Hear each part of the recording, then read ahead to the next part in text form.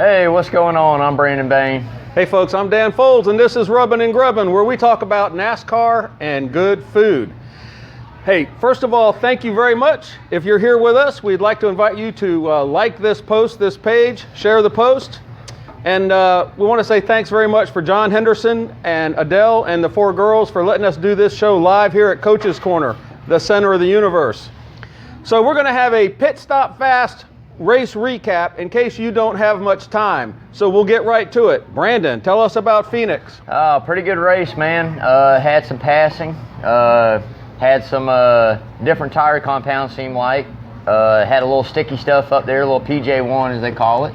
That was pretty interesting. Logano pretty much won the race, man. Chase Elliott dominated and Logano ended up winning, man. So, hey, kudos to Logano. Cool beans. All right, if that's all the time you have for, thanks for joining us. We were glad you were here. Now, if you've got a few more minutes, let's get into Rubbin' and Grubbin'.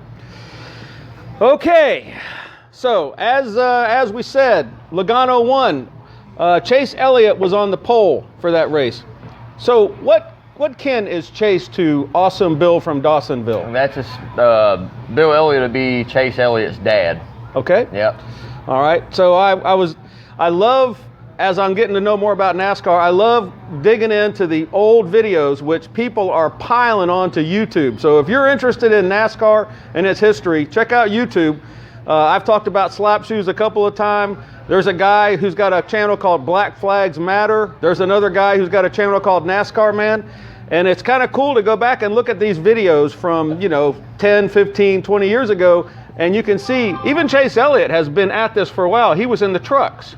Yeah, man. Yeah. Obviously, grew up around racing. Obviously, with his dad being a racer, raced a majority of his life, man. You heard about him when he was, 10 years young and younger. Right. Waiting. Right. I was patiently waiting, man. Awesome. Yeah. So. Awesome. So is he about your age? No, he's younger than I am. I want to say he's probably about 10 years younger than me. He's 24, 25. Okay. So. All right. Very cool. Well, we know that. I think Chase Elliott's a good egg. I think he's a good guy, and I think he's going to end up doing great things. It has already showed the capabilities that he has, man, in a sport now that's got the most talent it's ever had. So, just wait. Give it a few more years. You're going to see him propel, man. Not going to be long for a championship. So there was a crash in the race, and I've got 47 written down, so I'm thinking that might have been lap 47 from my notes. And Jeff Gordon said that a guy got behind a guy up by his rear quarter and he, quote, lost air. Yeah. So what's that all about? So obviously with the new package that they're running, the downforce package and different things that they're doing in the race, passing has become extremely difficult.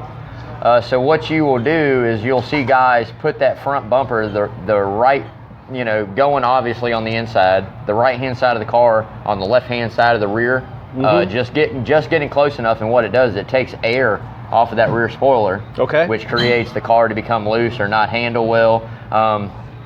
Driver obviously has to lose momentum, lift, or lose some momentum, and it allows that car trying to make that pass the ability to pass that car. So when it happens, and obviously some guys you lose control sometimes. They take so much of it off of you so quick you can't gather it back up. So this is related to the draft? Not necessarily the draft, just the way the cars cut air. Obviously when you're going that fast, obviously you're making a hole. The draft is more or less gaining speed from a car cutting a hole in front and the car behind it having the less air on it. Right. So it's going to create... There is a YouTube video about when the guy, I forget the guy's name, but the dude that discovered that. And he did it at a race in the 80s, and he did it all day long. And if I remember right, he used it to win the race. Oh, I believe and he was just tucked up right on somebody. And this was when the NASCAR was starting to restrict them or slow. I don't know if it was a restrictor plate race, but they were slowing them down because they thought they were going too fast. And the drivers were complaining that the cars didn't have enough power, and he used that draft. Right. So, and then the side draft so this draft, fore and aft draft is good, side draft is bad. Side draft isn't bad, it's part of the sport now. Side draft is, like I said, how you kill momentum. So I slow you down with side draft, like being right here next to you. Correct. All right, very good. Okay, so Harvick won stage one. Harvick was a force last year, right? Man, Harvick's been dominating that track. Quite a few of these tracks he's dominated, man. I had him in the pool. was extremely upset by Yep. losing that race, man. I thought for sure he was going to get Logano on one of those restarts, man, and it just didn't work out that way, and that's part of it. On Wednesday nights, we have a little game of skill here. We got a club of fellows, and we do this game of skill. And last year, all you had to do to win was draw the #1 ping pong ball and spout out the name Harvick. That's how it went down last year. So Harvick did good. Hey, Ryan Newman was up in the crew chief's box watching the race, and he was, I think he was coaching Chastain. Yeah, I believe so, helping him out a little bit. You know, obviously in this sport, you don't want to be out of the seat for too long. You don't want to be away from the game for too long. Mm-hmm. So I'm sure it's helping him keep his mind sharp, you know, what he's seeing, relaying information from a driver's perspective to teams, you know, crew chief, team members that aren't used to working with this driver but used to working with him. Right. So maybe relaying a little information and, like I said, obviously staying in the game. So good to see him out. Good to see him out and about. And I'm going to say probably sometime in April, I would think you're going to see him back. I wouldn't say it's going to be too much longer, another 2 to 4 weeks, and you're going to see Ryan Newman back in that seat. Ryan, we're looking forward to you getting back in your car. Definitely. Okay, so let's talk about Phoenix, the good, the bad, and the ugly. So the good, we got a NASCAR rules package for short tracks, which is lower spoilers and less downforce? Yeah, some places it's going to differ. I mean, there was a couple packages they ran last year. Some was not the full package. Some was the full package. So yeah, obviously with the smaller spoiler, they're not able to have the drag, the push on the back end of the car, squatting the back end of the car down. Right. So obviously that makes handling a little more difficult. It makes you know, just an all-around setup a little different. Okay. Obviously, on these shorter tracks, they're trying to make it more multi-groove to where you have options instead of just running the bottom or running the short way around. Okay. That's why you see the PJ1 or the Awesome Sauce. Is it PJ1 or JP1? JP1. Excuse me. That's all right. That's all right. That's all right. The only reason I'm familiar with that is I put JP4 in a helicopter. Go ahead. Yeah. Go ahead. So it's like you know, it's basically just like a glue, an adhesive. Okay. And what that's going to do is maybe not the whole race, but for a certain amount of time, it's going to allow drivers to use that part of the track where they put it down. Yes. You know, and run in it. And obviously, I think it's cool. I might have missed something. Does that go on the tire or on the track? It goes on the track. Okay. Well, sorry about that. Yeah. There you go. That goes on the track. That is put down usually, depending on how bad it wears off. Sometimes they put it down a couple times a weekend. Okay. They put it down, you know, before practice, before, you know, they do it all different types of kinds and times of the day. Okay. During the race weekend, just to make sure that it's there. Guys, well, I heard Jeff Gordon asking a driver about Awesome Sauce, so that must be what it is. Man. Okay, the bad. So I was talking about Martin Truex and his girl from all the way back in 2005, who's a cancer survivor, and how I'm kind of proud of him for what he did regarding her. Well, he got in a wreck the other day, and he was pissed off. There's just no nice way to put it. He was pissed off. Yeah. I guess that's a swear. Yeah, I tell you what, man, that's 2 weeks in a row for him. If you've heard some radio from California race, he was pretty pissed off at Eric Jones and Denny Hamlin, both teammates of his, right. Just for not helping him, right? Not giving him a push, you know, leaving him out to dry. And then obviously this week, yeah, he definitely lost his cool. That between him and Almirola, I can definitely probably tell you it's going to continue. So, so this is going to be a rivalry that's going to continue. I would definitely say it's going to continue for a little while. Obviously, Truex is a pretty respectable driver. Right. He doesn't really carry too much stuff. He will do unto others as they do unto him, obviously, but right. As most of them will. I'm sure heat of the moment, being in the car, might have got a little bit of the best of him, but at the end of the day, when he feels the time's right, I'm sure he'll give him a little payback. He'll let them know. Heat of the moment. How hot is it inside a NASCAR car? Man, all depends. This time of year is probably part of the coolest season they're going to have, man. You get into June, July, and August. I know last year they were hitting temps of, I think, 155 inside the car, and that's not to mention you got a fire suit on. You've got, you know. So it could have been the heat of the moment. Oh, it could have been. And he might have been a little dehydrated. Yeah, it could have been. He might not have been himself. Yeah, he was probably a little hot, but. Okay, so now we're up to the ugly. Talk about Ryan Blaney and crashing with Denny Hamlin. Yeah, I tell you what, it happens, man. Obviously, you're racing. It was, you know, one of those deals. I will say this, that's 2 weeks in a row there again for that 11 car to be a little aggressive early on and cost somebody some stuff. The week before in California, he got a hold of, Kyle Larson. Yeah. He did it a lot better than I would have, man. Had I been Larson, we both would have been done. And Larson still ran. How he ran that car, I have no idea because it hit extremely hard. And then this week you see the 2, the 11, and the 12, and the 12 just got the bad end of it, man. He's had great runs all season long, man. He's been right there, just not able to seal the deal. And it's coming. It's definitely coming. The momentum, he can't let it pull him down. He's got to keep doing what he's been doing. Obviously, bringing good equipment to every track every week. So eventually, the cards are going to fall his way eventually, man. So Brandon just made me realize something. I've been trying to put the cars together with the drivers because people that know NASCAR, they just say the number. And I'm having a hard time with that. So by golly, by the time we do this show next week, I'm going to write down starting with a 1 and up to whatever, and I'm going to memorize the freaking cars and the numbers. Because it's like I'm not able to speak the language because I just can't do that. I know a couple of the numbers, but I'm going to get better. And if you're into NASCAR and you want to get more out of it, heck, you do it with me. We'll spout out some numbers together next week. Okay. Well, in NASCAR, unless it's a road course, they go out there and they haul butt and they turn left. That wasn't a swear word. That's right. They go fast and they turn left. But every once in a while, there's some driver who does the right turn. And this week's the right turn goes to Joey Logano because he overcame a loose tire and a broke jack, and he won the race. Yeah. Plus, he did the most awesome burnout of all time and ended up centered up on the start-finish line. Get after it, Logano! That was a pretty good one. It cost me here, which had me upset. But I was the winner. Yeah, man. But I tell you what, he's putting himself in the right position at the right times, man. And that's what half the battle is. I mean, you see a team, obviously with a new crew chief and new team members, come together, dude. 2 out of the first, 4 races going on 5 or, what it is now. I mean, they're clicking, dude. They are getting after it. And for a broke jack and a loose wheel and to come back from what they came back from, obviously, man, it's big kudos to that team, man. Big momentum. Obviously, he's showing himself right now as a championship threat already this early in the season. He is showing that he is here to win and to run.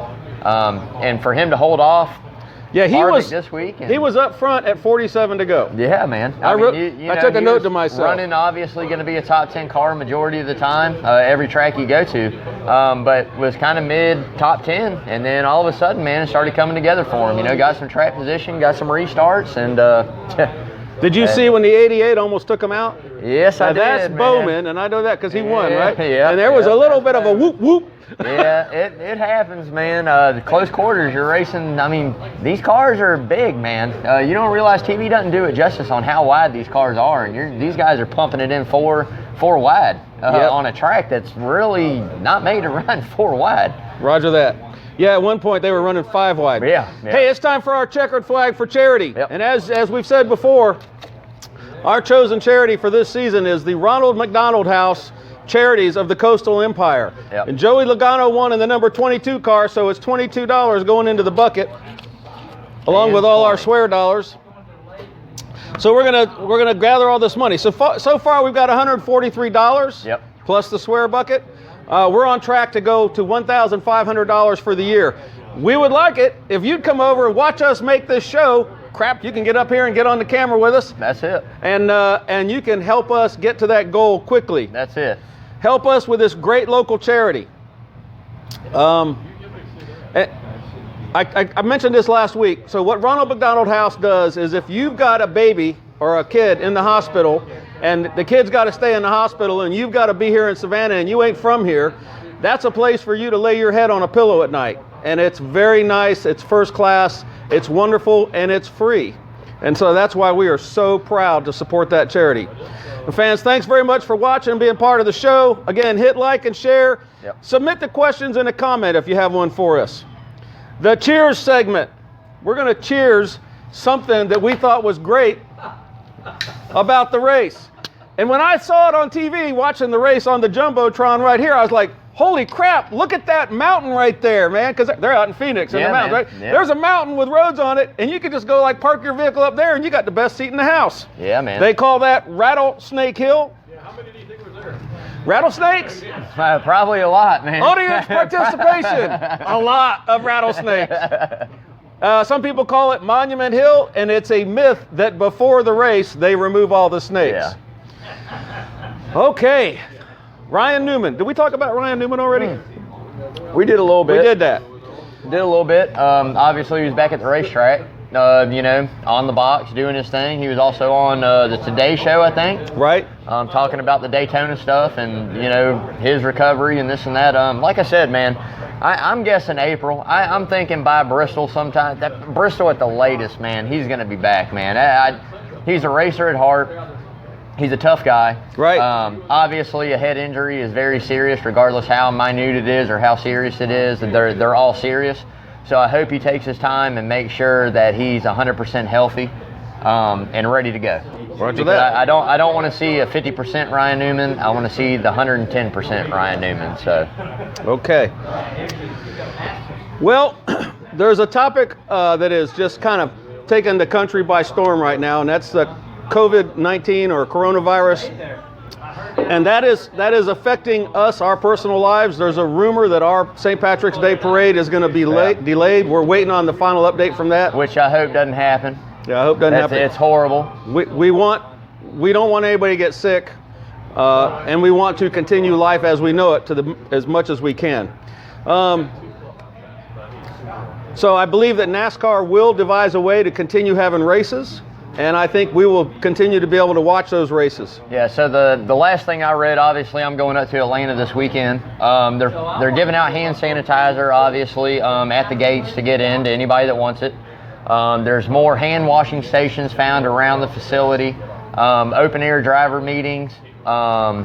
They're doing a lot of things to try to prevent, obviously, big groups of people, drivers, et cetera, being together like that. Yes. Obviously, we all know at a racetrack, you're going to be sitting next to the guy next to you. If you're in the stands, if you're in the infield, obviously, you have people in their campers or RVs next to them. So at the end of the day, man, it's here. We just got to try to be preventative in a way. Wash your hands as much as possible, obviously. And with that being said, you know, the coronavirus, I have a case of the Bud Light flu today, which if you don't know what that is, then it's an extreme hangover. I got pretty hurt last night, but I'm here, man. So yeah, I'm a pilot, not a medical professional, but I'm going to say this. If you feel bad, you feel like you're coming down with the flu, stay home. You know, just stay home. If you're not sure about your physical state, do not put yourself around a group of people. Stay home and call a healthcare facility and ask them for advice. As Brandon said, washing your hands is the #1 thing you can do to prevent infectious disease. And I've been looking at that on a poster in a bathroom for 17 years that I flew medical helicopters. Wash your hands. That's it. They tell you to keep your hands off your face. You know what? I can't keep my hands off my face because it's too ugly and I'm always trying to cover it up. Wash your hands, keep your hands off your face, use an alcohol wipe. You can't go overboard with this. And we're going to get through this. And we're going to put this coronavirus shit in our rearview mirror soon enough. And that was a $10 bill. All right. On a positive note, let's move ahead to Atlanta. It's the Folds of Honor race. Here we go. This is NASCAR doing what NASCAR does best. Red-blooded American pride in being an American. Yeah. And that's the Folds of Honor. Those are the folds in the American flag. Patriotism never leaves the track at NASCAR. No, it does not. All right, so the trucks will race, what, Friday night? No, so at Atlanta you have a doubleheader Saturday. So during Saturday, you'll have practice obviously for the Cup. They'll practice Friday, qualifying Friday night for the Cup Series, and then Saturday you'll have qualifying for the trucks. You'll have qualifying for Xfinity. They swapped it up. In years past, it has been the Xfinity race first. Right. And then you had the truck race, obviously, because it's a little shorter. Right. This year, we get to see the truck race go down first, and then at 5 o'clock, you get the Xfinity race.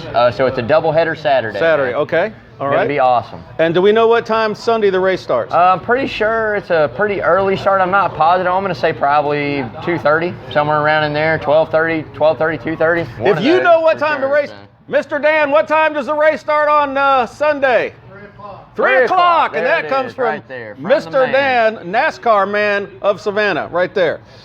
All right.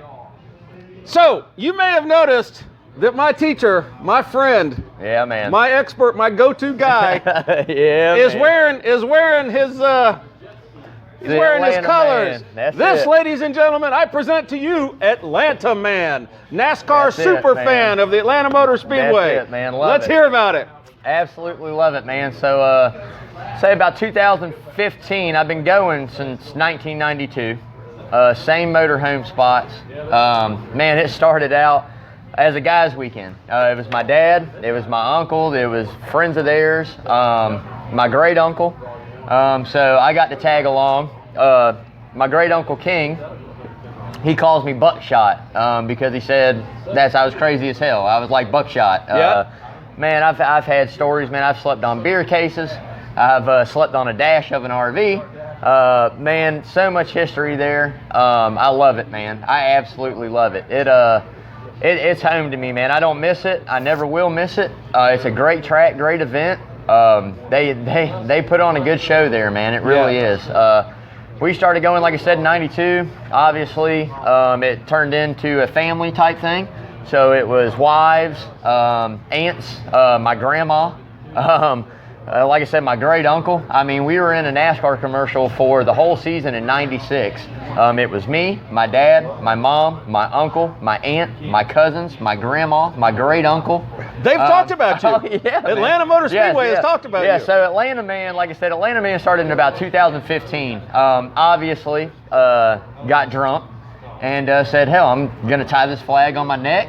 I'm going to go up on top of this RV and I'm going to give it hell, man. And that's what it's all about for me, man, is giving it hell, dude. You know, we're right on the fence in the middle of turn 2, Right. on the infield. You can't Right. get any closer than where that is. So obviously, man, I see these cars coming through turns. I point, I scream, I yell, I jump up and down.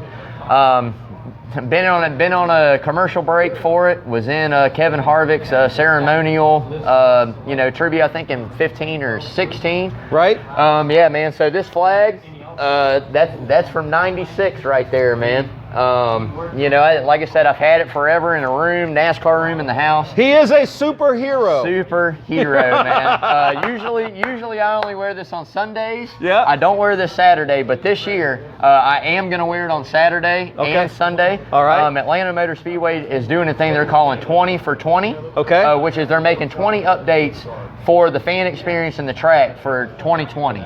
Awesome. So they're always innovating. They were always trying to do better stuff for the fans, more stuff for the fans, more experience for the fans. Okay. I can't wait, man. With that being said, I do have to give a shout out to my Turn 2 crew. We got Daryl Bubba Baker, Big Daddy Dave Porter, Don Porter, Big E, Kenny, Gerald. Hey, man, I can't wait to see you guys. I'll be up there first thing Friday morning, man. I'm ready for it. Ready for it, man. Cheers, guys. All right. So, I was a Chinook pilot in the Army for a long time, and one of the coolest things I ever saw a Chinook do, and I've seen a Chinook do some pretty cool stuff, was fly into a NASCAR track and land and put the ramp down, and the pace car drove out. And I'm going to leave it up to our spectacular producer, Mr. Lawrence Bennett, and he is going to find that video on YouTube, and he's going to post that video in a comment to this live video. A Chinook on the track.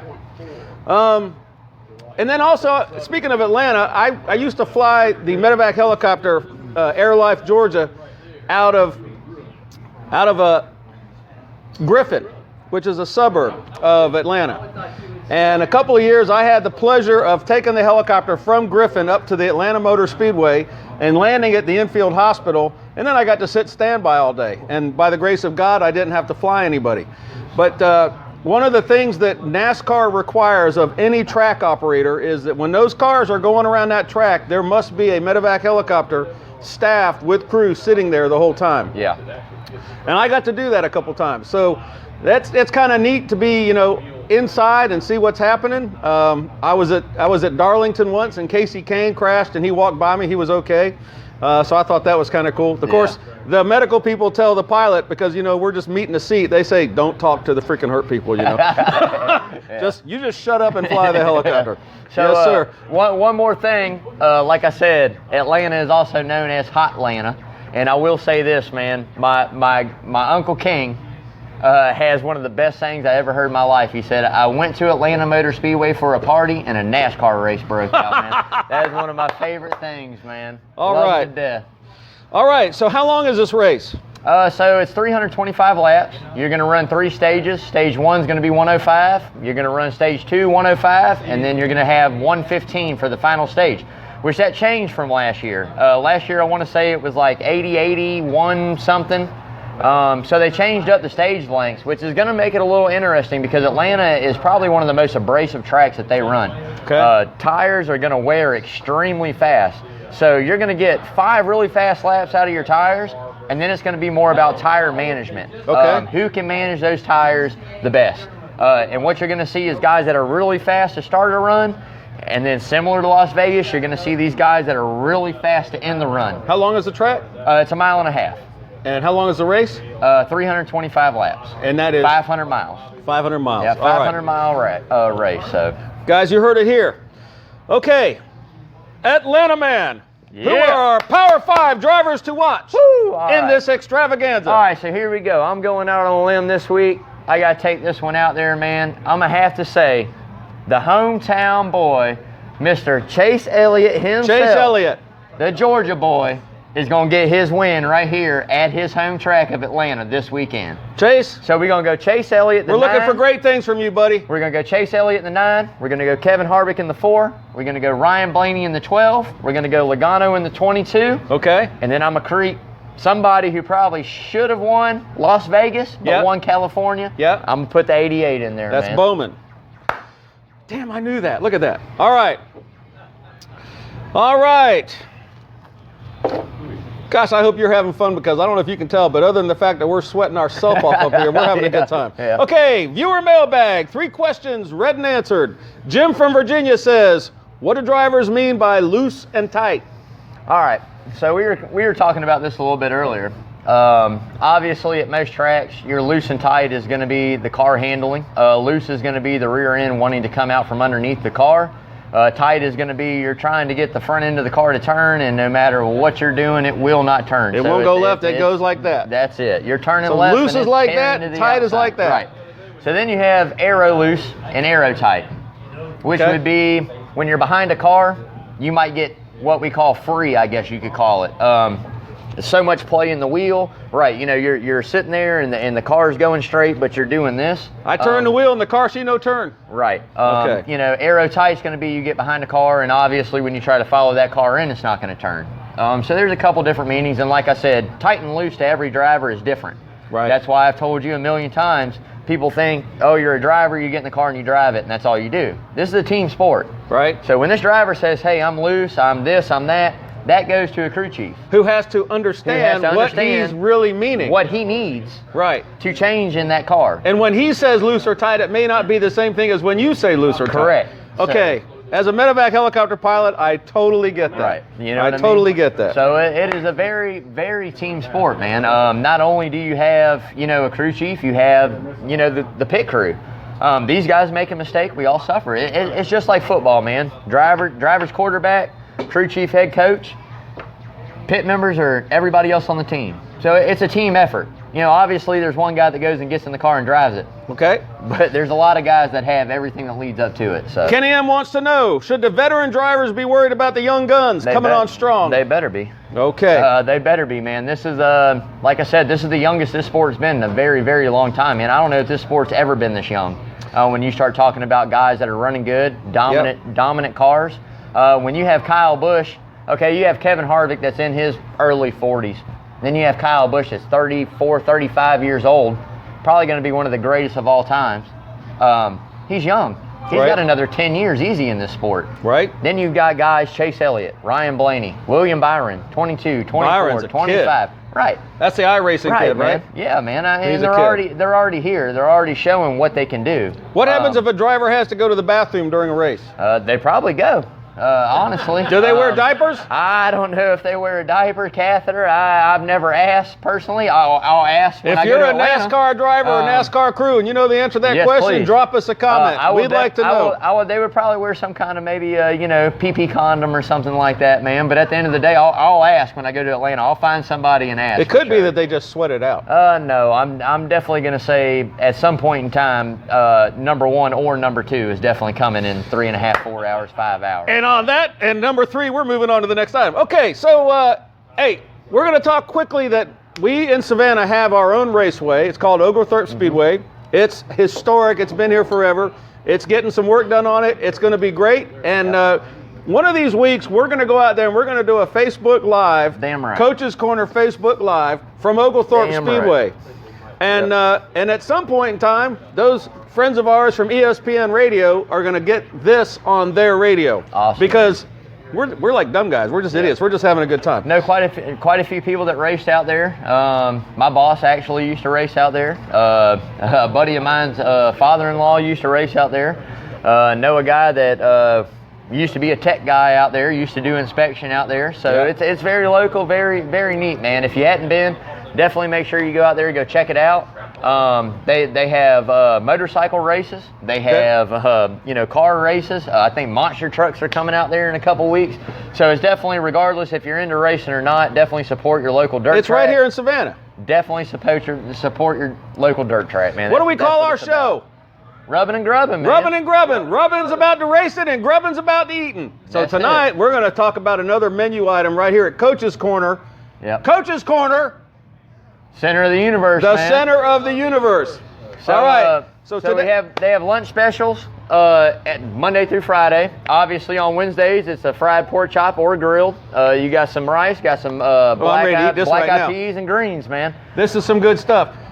John Henderson, who owns this store, told me a long time ago, he says, Dan, if you don't have a lunch business, your restaurant's going to go out of business. John has a bang-up lunch Yes. business. This Yes, place they is do. It's packed. every day at Every day. lunch, and there's a reason it's packed. It's delicious, good food Yep. at a very reasonable price. There's a lot of people who come here and eat every single day for lunch. Yes, sir. So as you can see, that thing won't get off the table here.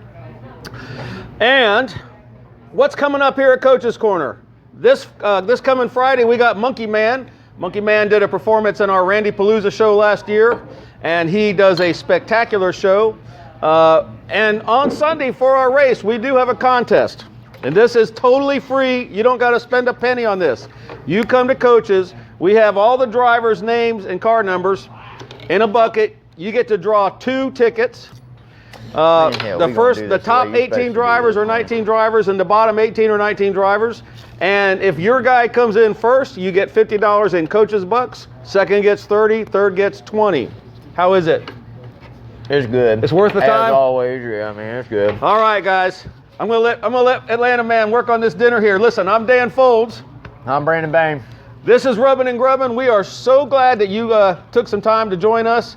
If you have any ideas about what we can do different, give us a comment. Please come and join us we got our studio audiences here. Studio audience, can we hear you? Yeah. We got our studio audience right here. We'd like you to come be part of it. It's a lot of fun. And on that note, I'm going to say, have a great week. Be careful.